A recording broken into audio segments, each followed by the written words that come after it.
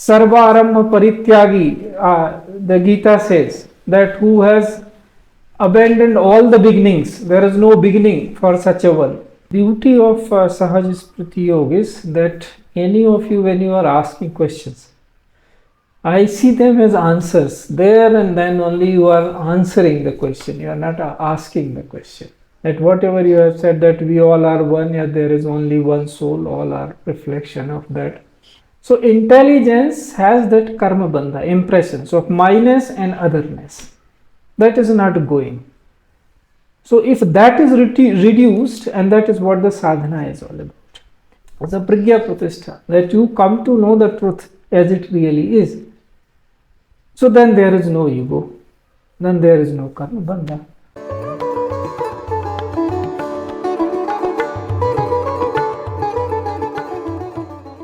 Guruji, I have a question. I mean, it's more of sharing as well as question. So I do understand that Sahaj Smriti Yoga is all about myself, and I understand that this process is only about myself, and I can't change others. I'm not here to do that.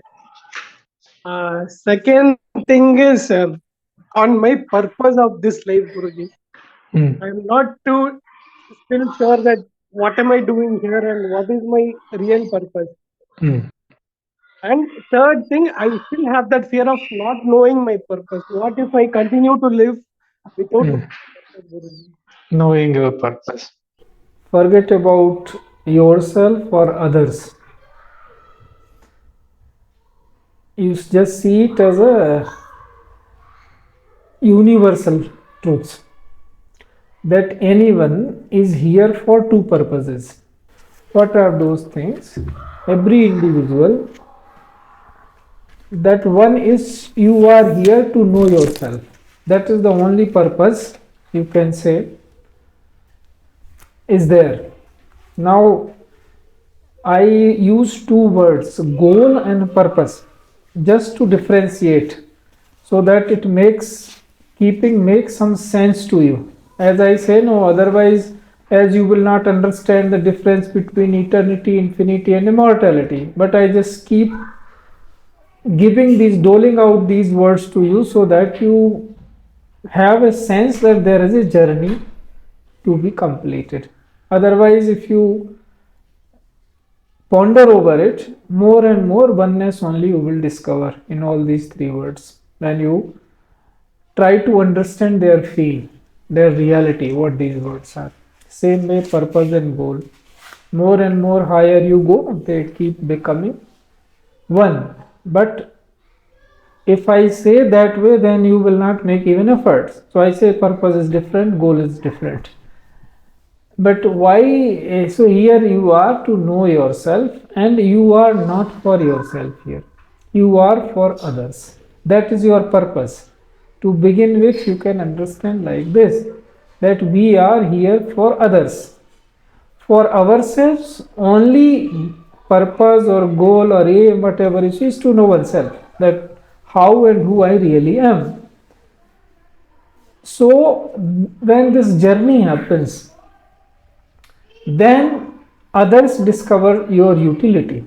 That's why I say there is a couplet says, वृक्ष कबहु नहीं फल भके नदी न संचय नीर परमारथ के कारण साधुन धरा शरीर.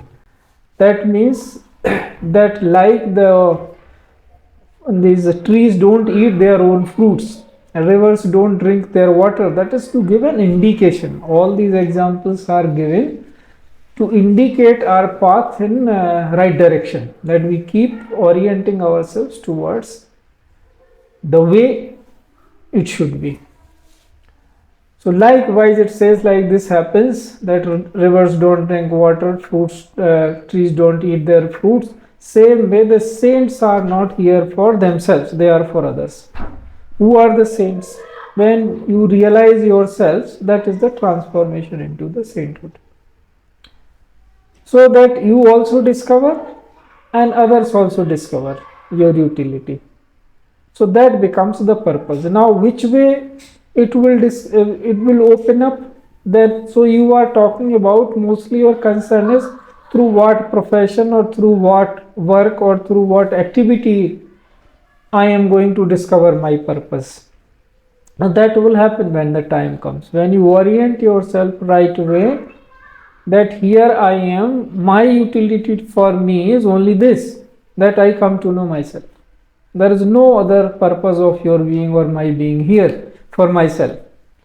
So when you discover the ultimate meaning of your being, so it is called Paramarth, ultimate meaning, or Parswarth.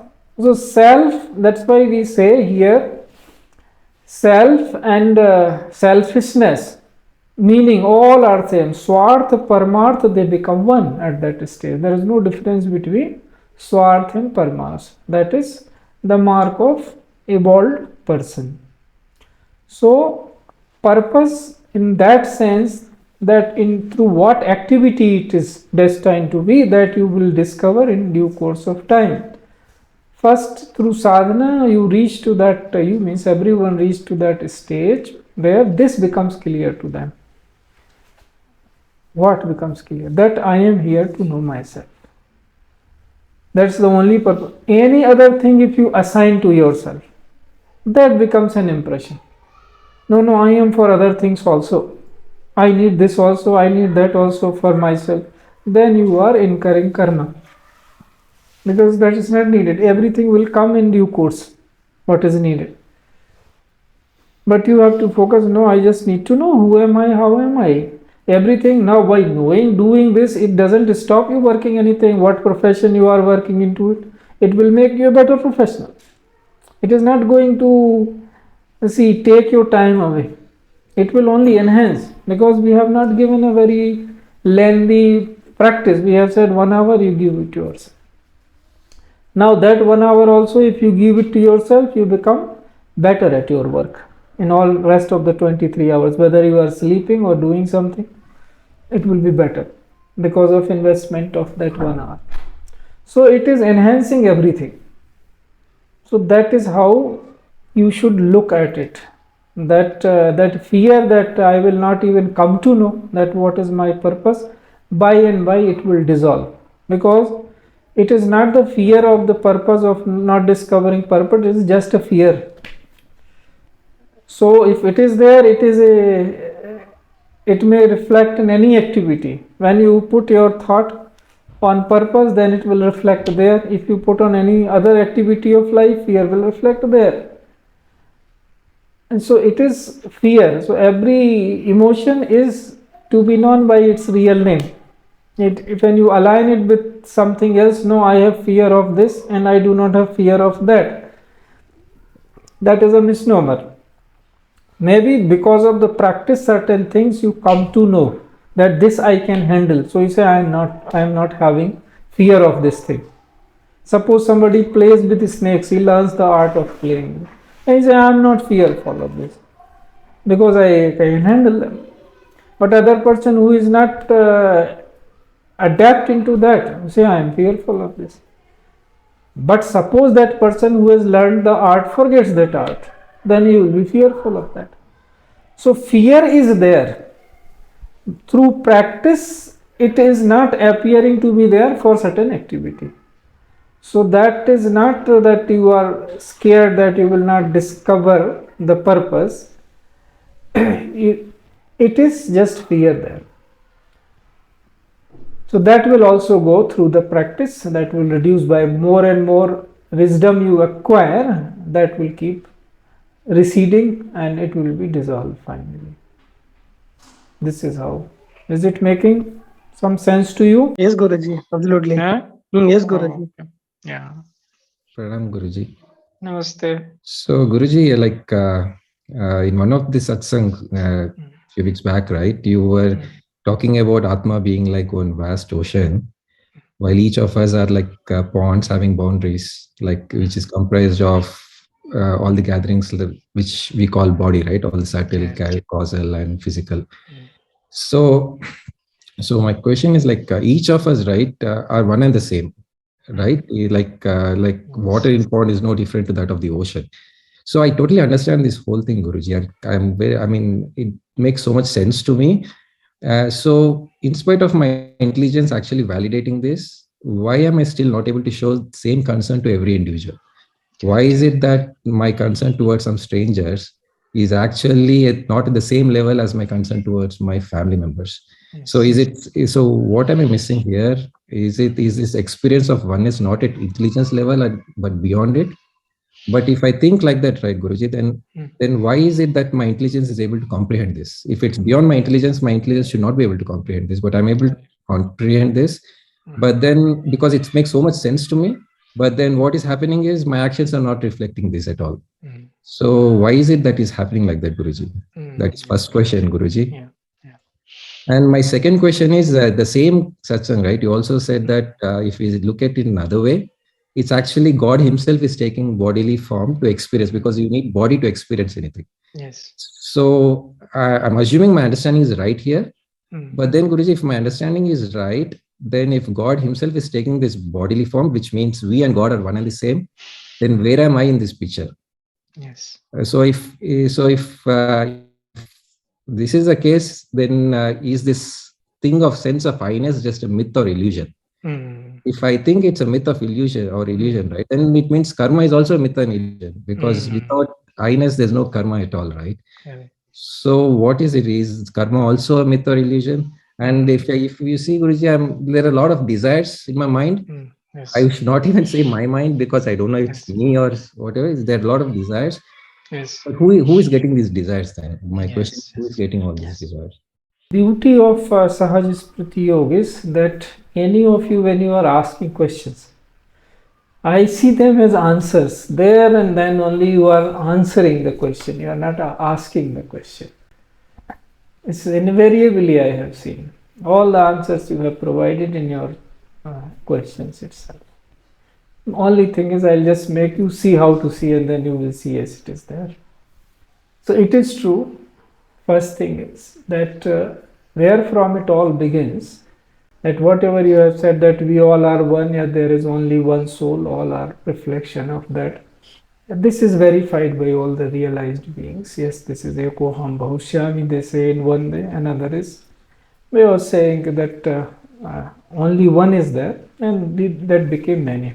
Or Satyamekam Vipra Bahudha Bhajanti. These are the oft-quoted statements from Upanishadic literature.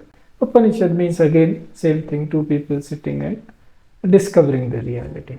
So that is true. Now where from this goes wrong, where this thing separate, being separate comes. This comes from the sense, the moment this idea occurs to us, that of the idea of being born.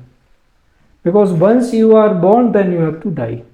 This is the two ends.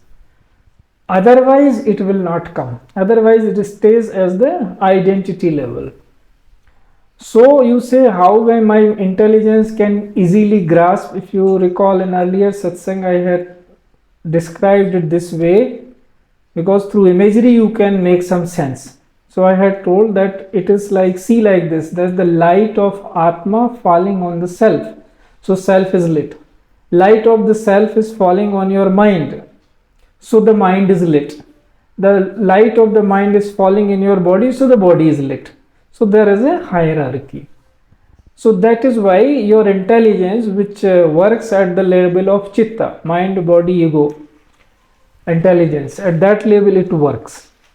So since the same light is falling on it, it is capable of experiencing that, capable of comprehending that. Like you are sitting in front of a mirror and you see only in the image in the mirror. The same way it is, if somebody is seeing image, your image third person, imagine third person seeing your image from the mirror, then he will not be in a position to discover whether this image is coming from the mirror or rightly from the you, if the arrangement is made properly. You understand? Same way it is happening. So when I say, then you don't have to imagine only mirroring this way, because it is feeling also there. You yourself are fully that. It's a copy, it's an identity. So when that is possible, that in one's light, highest light, lower ones are experienceable, because that is also live. Only the volume is becoming different, dimensions are becoming different, but that is very much experienceable, because that is the role of the intelligence. That's why we put only 3 steps. There's intellect, intelligence, and wisdom. Now comes the second part of your question, that why am I not dealing everybody the same way? Because of this very karma bandha. Because you have so many identities which you have, and you have put yourself into that. You yourself ascribe that to yourself. No, this is my person, this is somebody else, this is a stranger. So intelligence has that karma bandha, impressions of minus and otherness. That is not going. So if that is reduced, and that is what the sadhana is all about, then we will be in a position to deal with everyone with the same state of mind. That is called a samadhi avastha, samadhi, that your dhi has become even. Now it will deal with everybody with the same sense. That is how these words come handy. These are the description of the situation. That you are 4 things in one. We call it avastha, vyavastha, vyaktit, and krititva. That means the state of your being, the system. What will you call yourself? You are in a state of being also, and you are a system. You eat food and all activities happen. So body works like a system. Everything works like a system. Then vyavastha. Vyaktitva means it has come into expression. Something which was not visible became visible. That is expression. Creation means now it has become little more gross. Like we describe this event of creation from Ashtadha Prakriti or Panchatatvas, that where mind, body, mind, intelligence, ego manifest, and all these 5 elements which we call sky, water, fire, and earth and water. So that is the stage of creation. So all these things you are, because all these have accumulated, have become you. So that but it is same. But if you start seeing, gradually you go, evolve, and you absolve yourself from sense of being created, that you are a creation, then you reach to little higher, then you say, no, I am an expression. Just I have become expressed in this smaller gross form, but it is all big form is already there. As a small accumulation has happened. So you are free from that. Little more you go, no, I am not even expression. It is a system working on itself. Whatever, where is I into it? Any accumulation happened, it is there. Where am I into this? Then you become little more evolved. And then you see that no, I am the stage of being. It is just what was unexpressed has become expressed or into system. What have I got to do with it? So this realizations downs upon, and then you keep becoming free from it. So this is how it is realizable very much within intelligence, because the light is same, which is falling in degrees from top to down. So the same thing is there into it, but in dimensions are little different. Quantum is different. Domain is different, but the thing is same. So that remembrance is there. That impressionate position is there. Like we mirror into the mirror. Same way the Atma mirrors into self and lower things, mind and body. That is how it is. Now identity, this question, karma begins the moment, as I said, the sense of being born downs upon. If you are there and this never crosses you, that I am born, then there will be no karma. And then you will be there, then you will be free as you are, as you really are. But if this downs upon, that is what called, we say, no, these words, bhav sagar par karna. What is bhava means? To be, to sense of being born. So once you are, they call it sagar rightly because it is ocean, it is so much gamut of things there. So they call it how to cross it. Now this is how it is. You take one another example, perhaps it will make more sense. Suppose you, these days you use this bottled water. Suppose there are 10 bottled waters, mineral water, and no, they all are filled, no brand is put onto them. Transparent 10 bottles full with mineral water. Suddenly somebody comes and puts up, this is rail water, this is bell, this is what you call distillery or whatnot.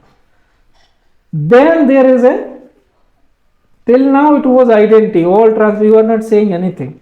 But now there is an ego.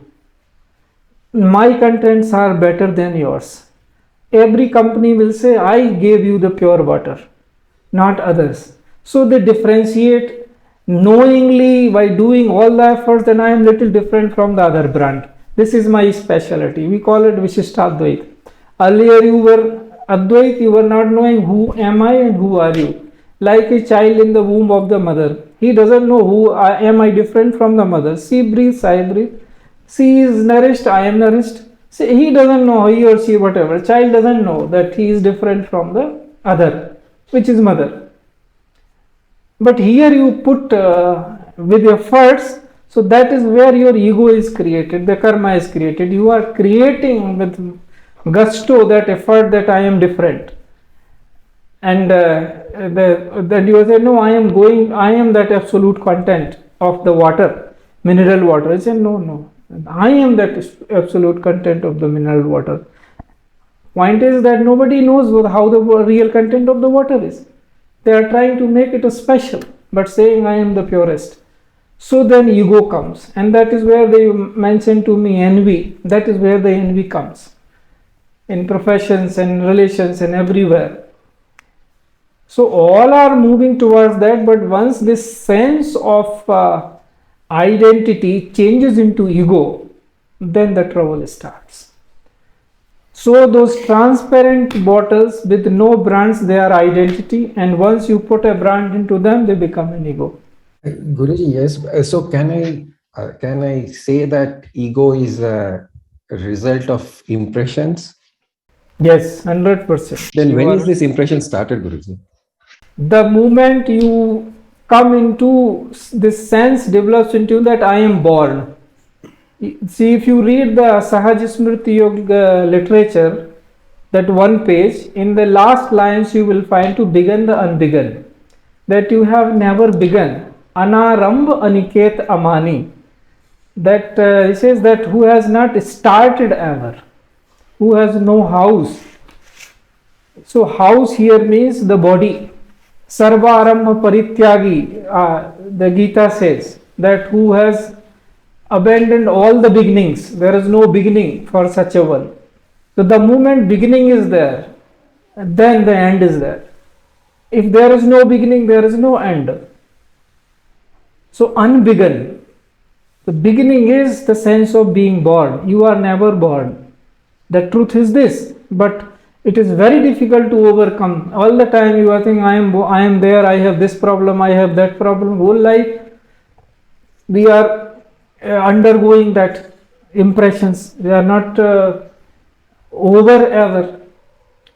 If this, despite being in this body, as I said, you reach to that stage of realization where you find that you are never born, you are always there, you are eternal, then there is no ego, then there is no karma, because you will always act from that consciousness. So sadhana is to uphold that consciousness. And what are the troubles in that? Your impressions, they bring you down. They say, no, you can't act from that state of consciousness, you have to act from this state of consciousness. So instead of acting from that state of consciousness, you end up acting from this state of consciousness.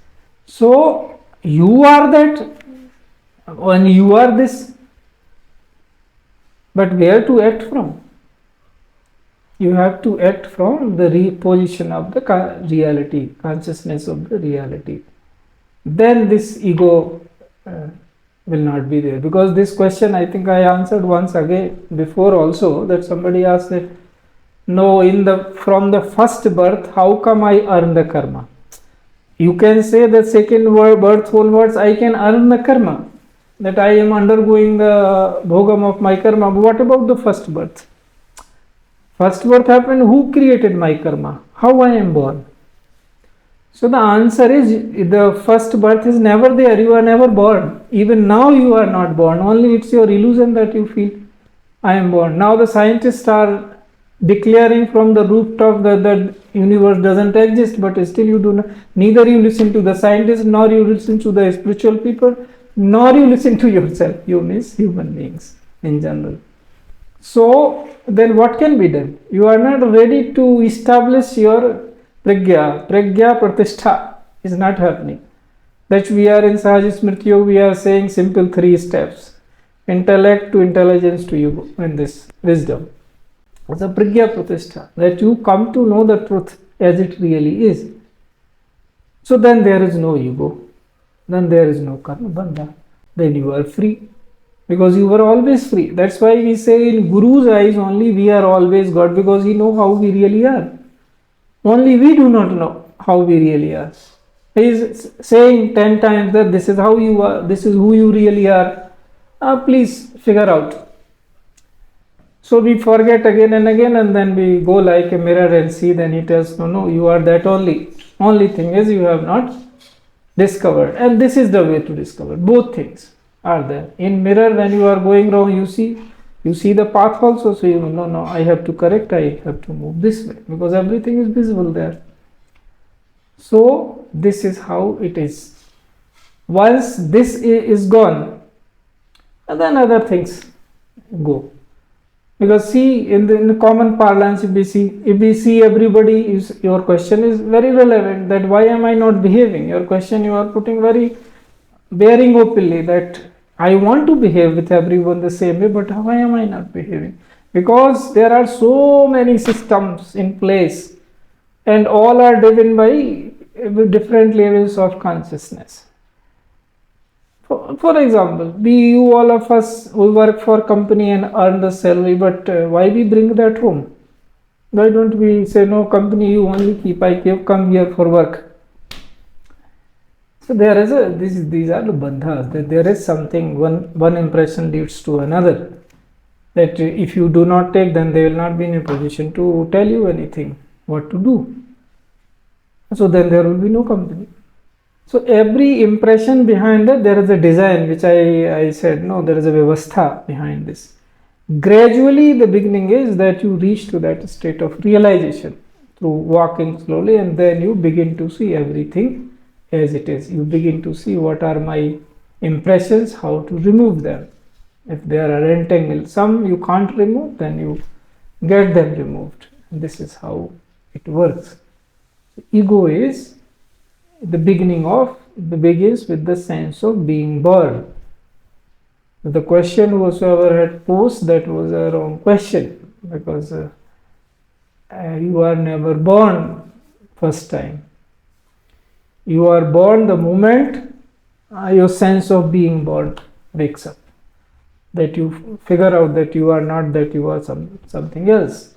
So that separation begins. That is where the separation is, there the ego is. Where there is oneness, union, the ego will not come, because ego will not come. You will always find something bigger than yourself, because that is so big. When you look at yourself, you look at small. Then how can a small ego work in the larger scheme of things, in the large? In an ocean, a drop, how can a drop develop an ego? It can develop an ego only if it jumps out of the ocean. Then it sees I am alone and small. Then it has to express and know I am big, because it is coming with the same ocean. So that oceanness is ingrained in the drop. It's never forgetting. Inside there is such a deep, because that is its base. Drop comes from ocean, that is its base. So that oceanness is ingrained there. But for a time being, it has become a drop. So it is trying to, with gusto, that going, no, I am there. So that reflects an ego. But if it rightly remembers, no, I am just part of ocean, just who popped up for some time, I am really ocean only, then there is no ego. For the time being, I am this small drop. Why should I have a ego for just being for a moment out there? Then it's always ocean. It falls down again, ocean. So that is how it is. Wherever this separatedness comes, that's why we see the religions which have this separation, they are trouble for humankind. Someday they have to evolve beyond that, and that oneness they have to bring back without any condition. You can't put condition in oneness. It is there.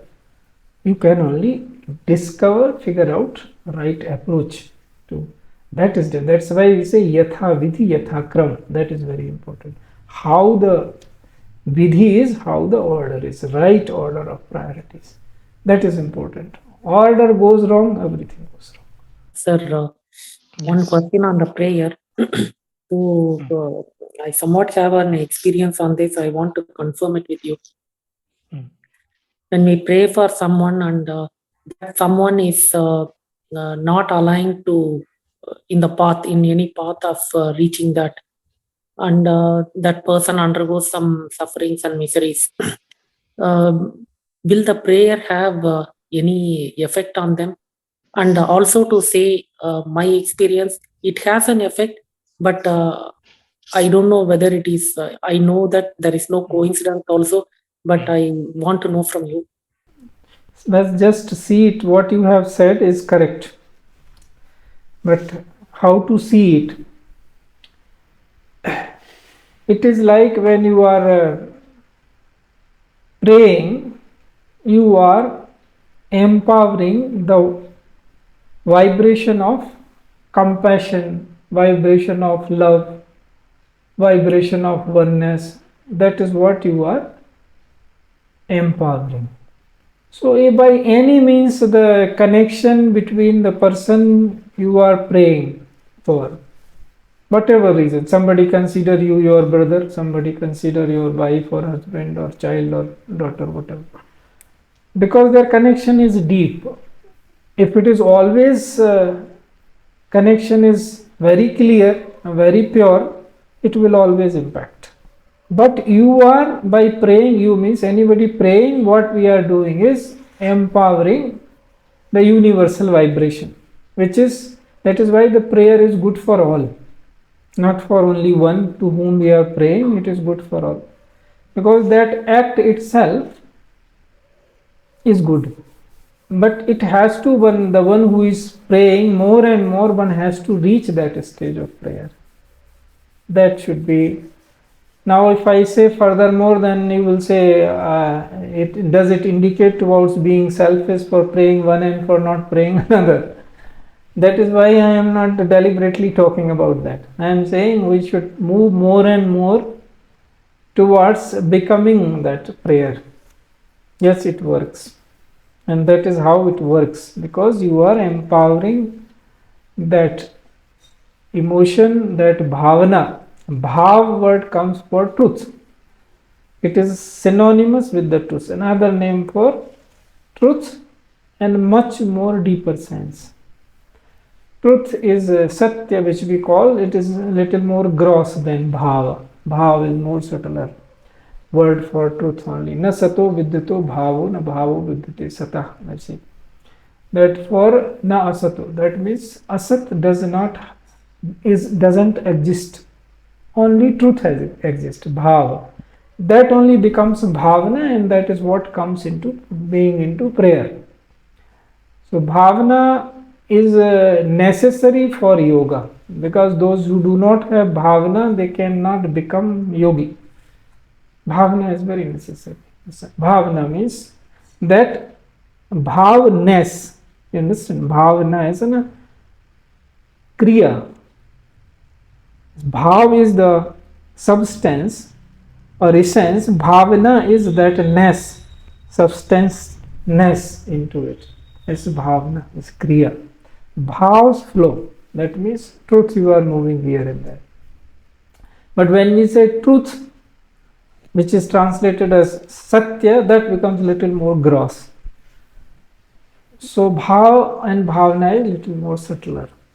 So in a prayer, your thought and your emotion and everything you cannot separate. Like when you are thinking about something, there is a difference between the faculties.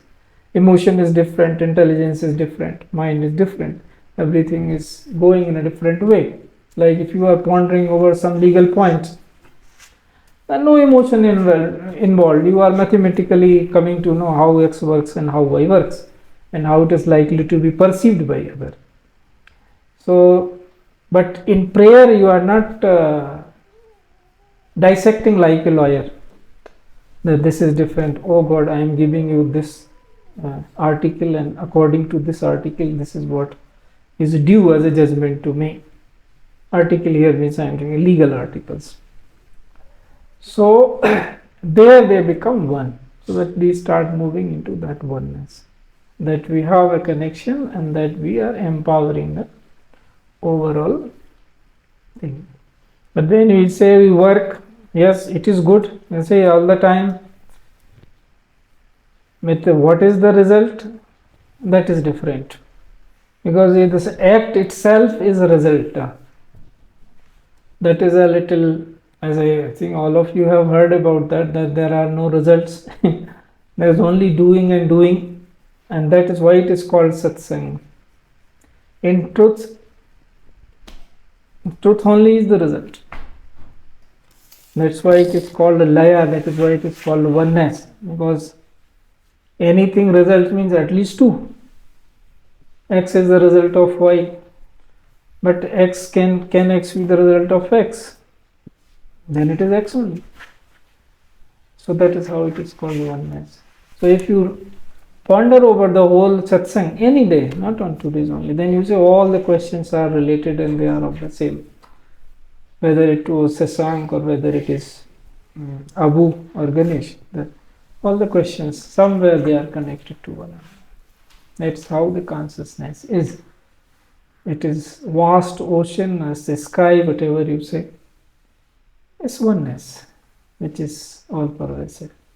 More and more deeply we contemplate over it, and more our dots become clear that this is how it really is. And that brings one happiness, peace, bliss, liberation, everything. Namaste.